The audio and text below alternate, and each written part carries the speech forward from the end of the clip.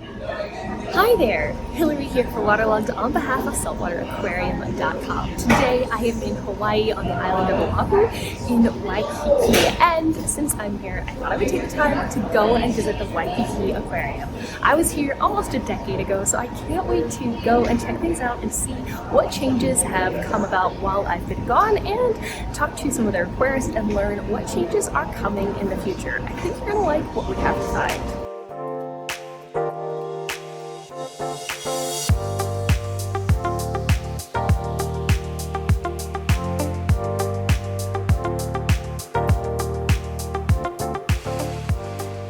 The Waikiki Aquarium was only about a half a mile from the hotel that I stayed at on Oahu, so I figured since it was such beautiful weather, I would go ahead and walk there. Now, one really interesting thing about the Waikiki Aquarium is that it was established and started in 1904, making it the second oldest operating public aquarium in the United States. Now, the Living Reef is their newest exhibit. It was dedicated to the inspiring marine biologist Ruth Gates. It opened in 2019, is one of the new exhibits that has changed since I was here last. Now, I really liked this exhibit, not just because there was Heliopora on exhibit, but I liked that they showed you what the coral skeleton looked like in comparison to the living coral.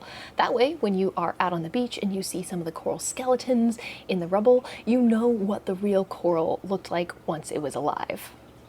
Now, once we got past the living reef, we went on to this wonderful mangrove exhibit that had tons of fish, and it gave a great example of what these mangrove habitats look like and how they can be such a great nursery for some of the small fish. Now, of course, any mangrove exhibit is not complete without showcasing some of those archerfish. I really love archerfish. They're so interesting to watch and they're super smart. The amount of mathematics that they have to do when they are spitting at food that's above the water is really very impressive. Now, while I was here, I had the pleasure of interacting with several of the different aquarists that work here, but the one I spent the most time with, Anthony, is the coral biologist, and he took me around from tank to tank, telling me a little bit about each exhibit and some of his favorite things in them. Now, this one, as you can see, is the Reef Partners exhibit because it showcases the relationship between clownfish and all of these anemones. Now, this in particular tank was one of Anthony's favorite because of that massive bubble coral that's there. He had hopes that in the future he'll be able to reduce that amount of rockwork and maybe lower that colony a little bit deeper into the water to give it more space to grow. So keep an eye out when you visit to see what he's done with it. If you're familiar with Charles Delbecq, this tank is the one that he was known for creating. Now, admittedly, this tank looks a little bit different than it did when I was here 10 years ago, and I'm sure it looks different than it did when he was there. But it doesn't change the fact that it is still an impressive reef tank. It is amazing to see these large fish in here and all of the wonderful live coral. One of the things that Anthony pointed out while we were talking is that yes, it might not look like it used to, but there is room to grow. Now, the large barrier reef tank isn't the only one where there's space to grow. This one and several of the other tanks nearby have plans for renovations in the future. I thought this eel tank was really interesting. There's 4 different species of eels here, and some of them have a really interesting background.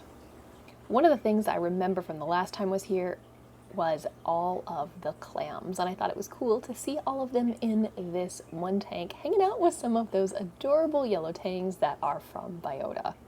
Of course, just like every aquarium, they have jellyfish. These were some of the Cassiopeia or upside down jellyfish, but they also had moon jellyfish as well as a massive exhibit with large predators like sharks.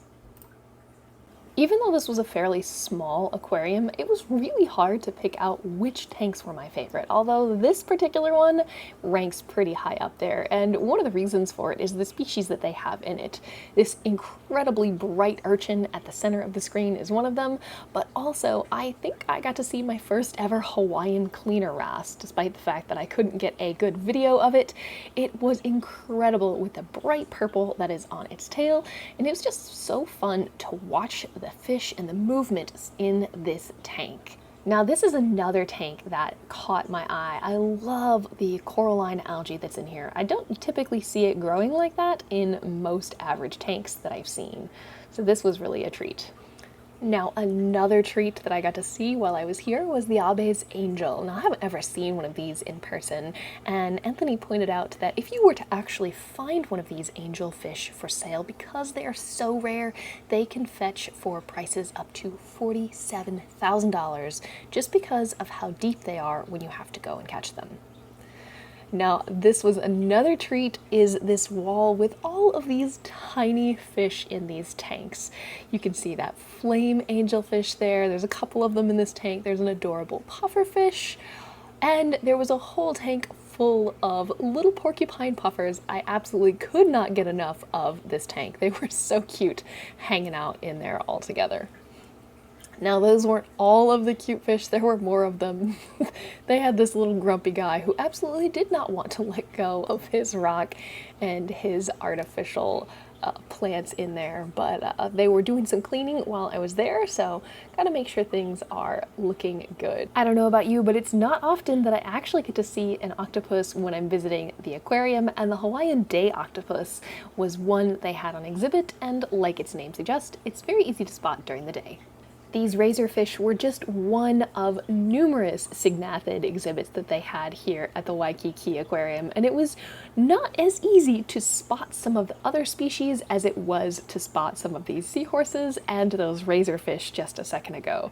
I would never have thought of using things like leathers as a surface for them to hold on to, but Waikiki did a great job of providing different structures and habitats for them.